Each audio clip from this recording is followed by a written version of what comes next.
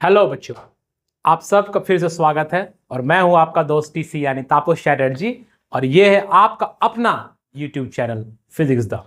तो आज हम लोग बहुत ही कुछ इंपॉर्टेंट क्वेश्चन डिस्कस करेंगे of the topic laws of motion. तो चलिए ज्यादा इधर उधर की बातें नहीं करते हुए क्लास को स्टार्ट करते हैं।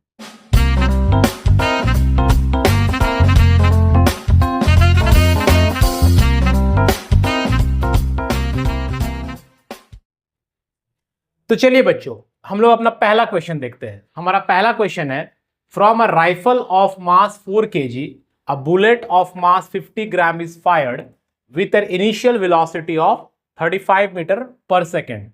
Calculate the initial recoil velocity of the rifle. तो चलिए इसको हम लोग सॉल्व करते हैं। तो सबसे पहले हमें क्या करना है, नोट डाउन करना है कि क्या क्या यहां पर गिवन है। तो यहां पर हमें mass of the rifle given है, इसको एम आर लिख दे रहे हैं। तो मास ऑफ द राइफल कितना गिवन है बच्चों, 4 kg। यहां पर आप 4 kg लिख दीजिए। जो बुलेट उस राइफल से फायर किया गया उसका भी मास गिवन है, तो मास ऑफ बुलेट भी गिवन है। मास ऑफ बुलेट हो गया 50 ग्राम। और क्या गिवन है, वो बुलेट जो है वो फायर्ड हुआ, तो वेलोसिटी ऑफ द बुलेट भी गिवन है, that is 35 metre per second. अब ये जो क्वेश्चन है ये law of conservation of linear momentum का सवाल है।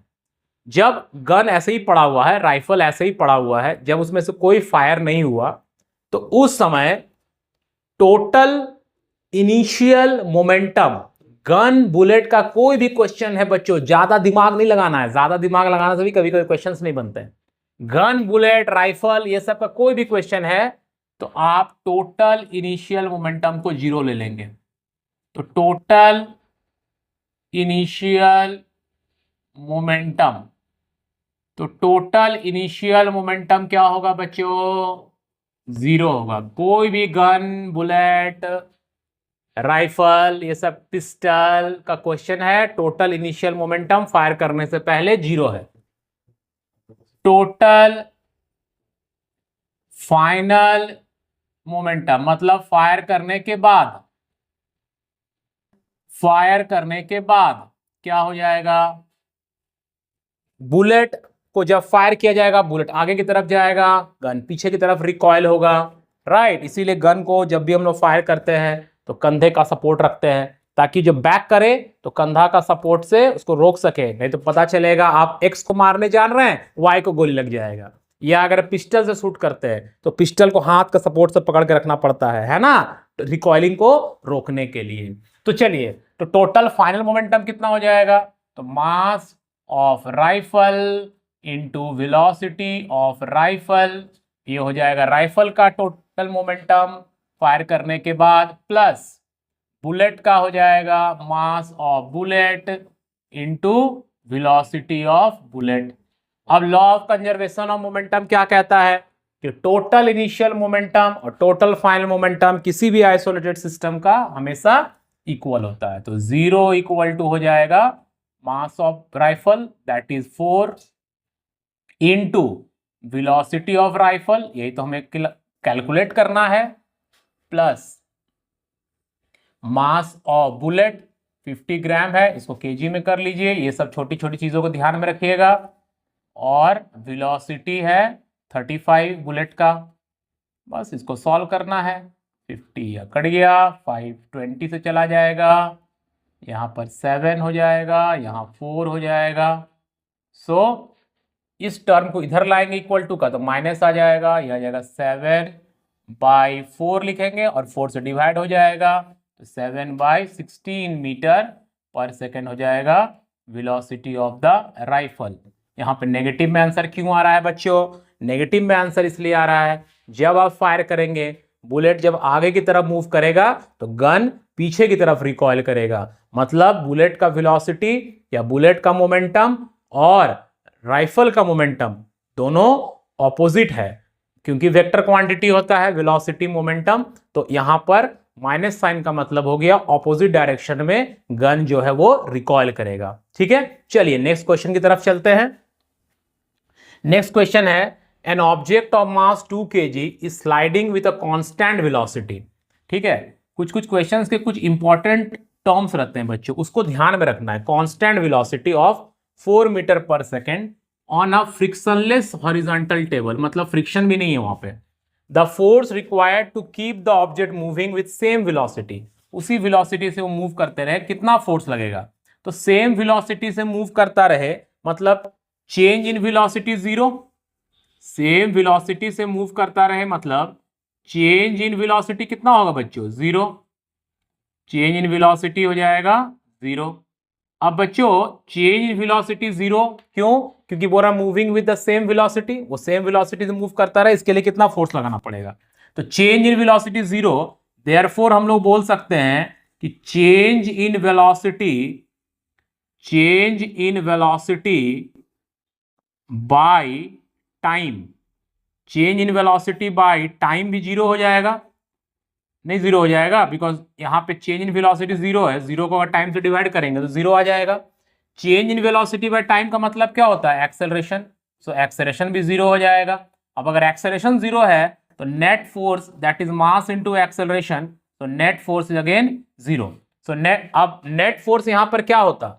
अगर नेट फोर्स यहां पर होता, एक होता अप्लाइड फोर्स, एक होता अप्लाइड फोर्स, और माइनस हो जाता फ्रिक्शन, माइनस हो जाता फ्रिक्शन, तो नेट फोर्स जीरो। अब यहां फ्रिक्शनलेस बोल रहा है, मतलब फ्रिक्शन भी जीरो है।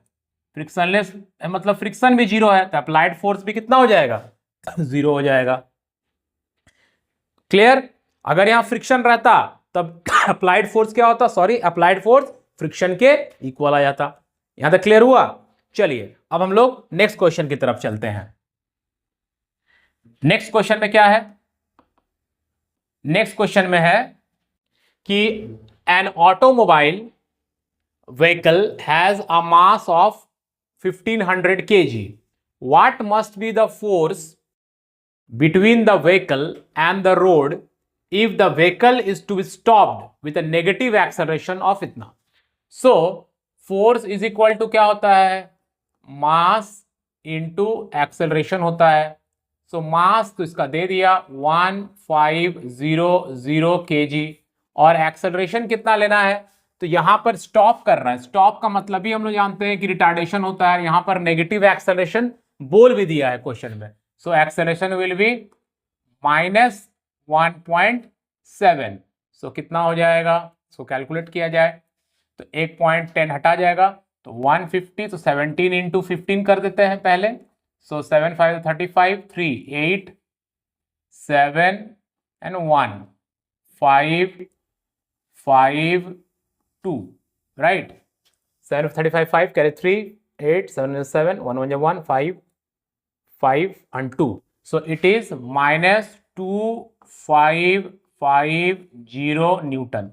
इतना का आपको फोर्स लगेगा। नेगेटिव फोर्स क्यों लग रहा है? नेगेटिव फोर्स का मतलब है कि ये फोर्स आपके उस ऑब्जेक्ट के मोशन के ऑपोजिट लग रहा है। ठीक है, रिटार्डेशन हो रहा है, रिटार्डिंग फोर्स काम कर रहा है। चलिए नेक्स्ट क्वेश्चन की तरफ चलते हैं। If a net force of इतना was constantly applied on 400 gram object at rest, how long will it take to raise its velocity to इतना? मतलब इतना, ये हो गया मास उस ऑब्जेक्ट का, और फोर्स भी दिया हुआ है, so we can easily calculate the acceleration. तो एक्सेलरेशन होता है F is equals to m into a, right?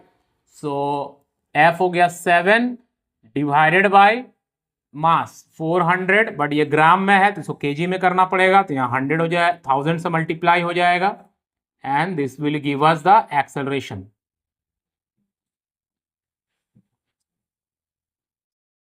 So this is 35/2 metre per second square, ये हो गया एक्सेलरेशन। ठीक है, अब हमें निकालना था how long will it take to raise its velocity 80, तो कितना टाइम लगेगा? तो v is equal to u plus 80, तो 80 मीटर पर सेकेंड क्या है फाइनल वेलोसिटी होगा। How long will it take to raise its velocity इतना, कहां से स्टार्ट कर रहा था? ऑब्जेक्ट एट रेस्ट, मतलब इनिशियल वेलोसिटी 0 था, एक्सेलरेशन कितना निकला? 35/2 निकला, राइट। टाइम हमें कैलकुलेट करना है, कितना टाइम लगेगा, और फाइनल वेलोसिटी हो गया 80। 0 से 80 होने में कितना टाइम लगेगा, बस सॉल्व कर दीजिए।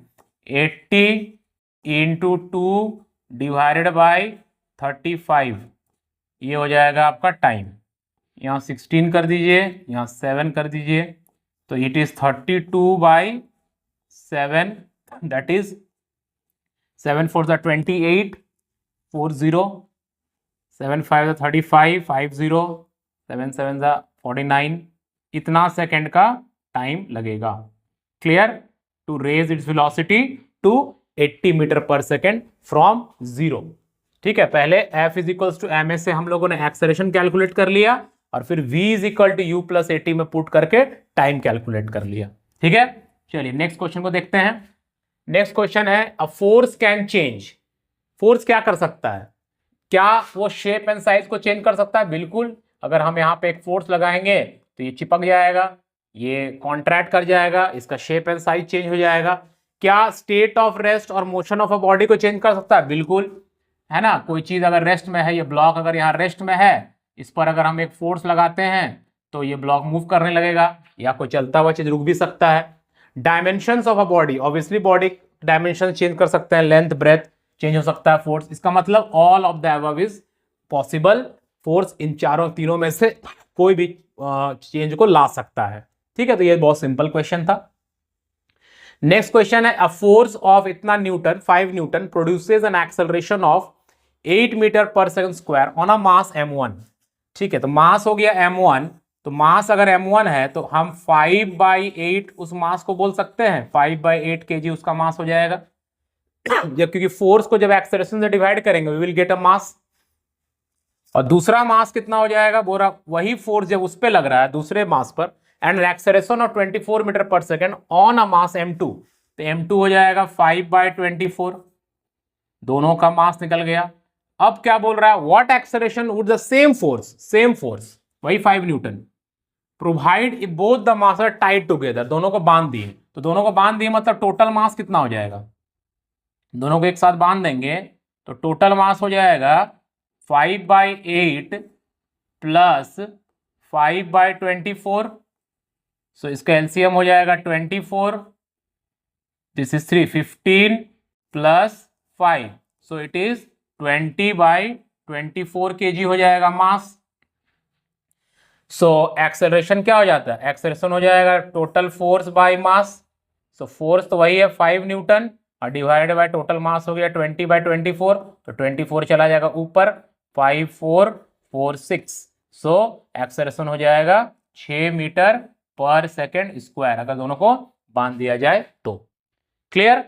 इजी क्वेश्चन था, दोनों मास अलग अलग था, तो पहले अलग अलग मास निकाल लिए फोर्स बाय एक्सेलरेशन से, फिर दोनों मास को बांध दिया, दोनों मास को टोटल कर दिए, वही फोर्स लग रहा है, एक्सेलरेशन कैलकुलेट करना था, मास और फोर्स पता है, you can easily calculate the acceleration.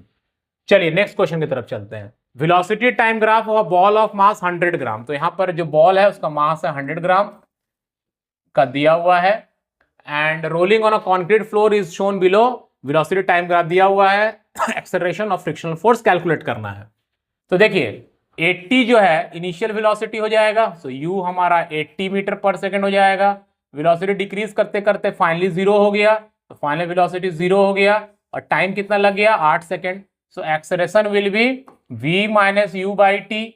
Now what is v, 0, what is u, 80, और टाइम कितना लगा 8, so it is -10 metre per second square. Retardation हो रहा है बिकॉज वेलोसिटी टाइम के साथ यहाँ पे डिक्रीज कर रहा है, एंड फोर्स हमें कैलकुलेट करना है, very easy, F is equals to m into a. Now what is mass, कितना दिया हुआ है 100 ग्राम दिया हुआ है, तो 100/1000 कर दीजिए केजी में करने के लिए, और इसको -10, so force will be -1 Newton, -1 Newton का यहाँ पर फ्रिक्शन लग रहा है। माइनस में क्यों आ रहा है, क्योंकि फ्रिक्शन हमेशा जब मोशन लीनियर मोशन होता है तो फ्रिक्शन हमेशा रिलेटिव मोशन का अपोज करता है, मतलब मोशन का अपोजिट में फोर्स लग रहा है तो रिटार्डिंग फोर्स लगेगा, इसलिए माइनस में आंसर आ गया।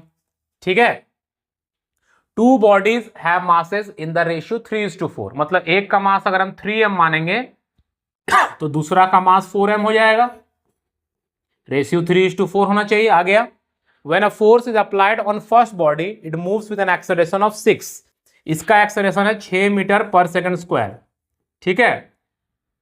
How much acceleration with the same force produce other body, इसमें कितना एक्सेलरेशन प्रोड्यूस होगा दूसरे बॉडी में, ये बताना है। तो सिंपल है, सेम फोर्स है तो F इज इक्वल टू क्या होता है m इंटू ए, फोर्स अगर सेम है मतलब m1 इंटू A1 और m2 इंटू A2 ये सेम होना चाहिए, फोर्स सेम है। तो पहला का मास है 3m, एक्सेलरेशन है 6, दूसरा का मास है 4m, एक्सेलरेशन नहीं पता, सिंपली कैलकुलेट हो जाएगा, m cancel, so A2 will be 18 divided by 4, so it is 4 4 is 16, 4.5 metre per second square. Clear. मास का रेशियो दिया हुआ था 3:4, तो इसको 3m ले लिए, इसको 4m ले लिए, इसका एक्सेलरेशन दिया हुआ था, इसका एक्सेलरेशन कैलकुलेट करना था, फोर्स दोनों में सेम है तो दोनों का फोर्स को सेम कर दिए और A2 कैलकुलेट कर लिए, वेरी इजी। चलिए नेक्स्ट क्वेश्चन में चलते हैं। नेक्स्ट क्वेश्चन क्या है कि हैमर है जो कि 500 ग्राम जिसका मास है, मूविंग एट, मतलब एक यहां पर इस तरह का आप समझ लीजिए, एक यहां पर कांटी था इस तरह से, ठीक है, और एक यहां पर हथौड़ी है और ये हथौड़ी जाके इस कांटी में मार रहा है, मान लीजिए दीवार है, हथौड़ी जो है वो कांटी में मार रहा है और वो रुक जा रहा है, ठीक है। तो इसका मतलब इसका इनिशियल वेलोसिटी दिया हुआ है, कितना वेलोसिटी तो मूव कर रहा है 50, और कांटी में लगने के बाद वो रुक जा रहा है, मतलब फाइनल वेलोसिटी हैमर का 0 हो गया, है ना। टाइम भी दिया हुआ है, कितना टाइम में रुक रहा है, तो टाइम हो गया 0 सॉरी बहुत खांसी हो गया यार, क्या किया जाए, मौसम बदल रहा है ना, जिसके कारण तबीयत भी थोड़ा सा गड़बड़ा रहा है। चलिए, what is the force on the nail, तो पहले एक्सेलरेशन निकाल लेते हैं। एक्सेलरेशन होता है AV minus U by T, तो फाइनल वेलोसिटी हैमर रुक गया तो 0, इनिशियल वेलोसिटी 50 और टाइम हो गया 0.01, तो ये आ जाएगा माइनस ऊपर चला जाएगा 500, इतना हो गया इसका एक्सेलरेशन। नेगेटिव में क्यों आ रहा है, क्योंकि रिटार्डेशन हो रहा है, वेलोसिटी घट रहा है, 0 हो रहा है, 50 से 0 हो रहा है। अब क्या करना है, फोर्स निकालना था, so F is equal to simply हम लोग लगा देंगे m इंटू ए, मास कितना था हैमर का, तो मास था 500 ग्राम, ग्राम को केजी में करना है तो 1000 से डिवाइड कीजिए और फिर इसको माइनस 5000 जो कि इसका एक्सेस मल्टीप्लाई कर दीजिए, कड़िया कड़िया कड़िया कड़िया कड़िया, तो force will be minus 2500 Newton. Minus क्यों, क्योंकि रिटार्डेशन हो रहा है ना, उसको रोका जा रहा है हैमर को। चलिए clear. Next question, A block of mass 10 kg is moving on a rough surface, एक सरफेस है, रफ सरफेस है, इस पर एक ब्लॉक मूव कर रहा है जिसका मास 10 kg है, ठीक है, which offers a friction of, अगर ये ब्लॉक मान लेते इधर मूव कर रहा है तो फ्रिक्शन इधर लग रहा होगा, कितना फ्रिक्शन लग रहा है 10 न्यूटन का, 10 न्यूटन का फ्रिक्शन लग रहा है। The block is moving with uniform velocity, जैसे ही वेलोसिटी यूनिफॉर्म हो गया बच्चों तो एक्सेलरेशन तो 0 हो जाएगा, वेलोसिटी अगर यूनिफॉर्म हो गया तो एक्सेलरेशन 0, एक्सेलरेशन 0 का मतलब क्या होता है, कुल मिलाकर जितना फोर्स लगेगा नेट फोर्स 0 हो जाएगा। अब आगे पढ़ते हैं, calculate the force applied by external agent on the block, मतलब यहाँ पर कितना फोर्स लग रहा है इसको चलाने के लिए वो निकालना है, ठीक है। तो नेट फोर्स 0, नेट फोर्स के यहाँ क्या लिखेंगे, applied force minus friction, that should be 0। Net force क्यों 0 हुआ, क्योंकि यूनिफॉर्म वेलोसिटी से मूव कर रहा था, एक्सेलरेशन 0 हो गया तो नेट फोर्स 0 हो गया, इसका मतलब अप्लाइड फोर्स और फ्रिक्शन जो है वो इक्वल आएगा, देयरफॉर अप्लाइड फोर्स जो है वो हमारा आ जाएगा फ्रिक्शन की इक्वल, दैट इज 10 न्यूटन, ठीक है। तो ये था हमारा क्वेश्चंस। तो चलिए, आई होप कि आपके ये सारे क्वेश्चंस क्लियर हुए होंगे, समझ में आया होगा, और आप अपने टेक्स्ट बुक से भी आप क्वेश्चन बनाएं, झट झट क्वेश्चन बनेगा, किसी भी तरह का प्रॉब्लम नहीं आएगा। और अगर प्रॉब्लम आता है तो हमें कमेंट करें, हमें व्हाट्सअप भी कर सकते हैं, we will try to solve it out. तो मिलते हैं नेक्स्ट वीडियो में, चलिए बाय।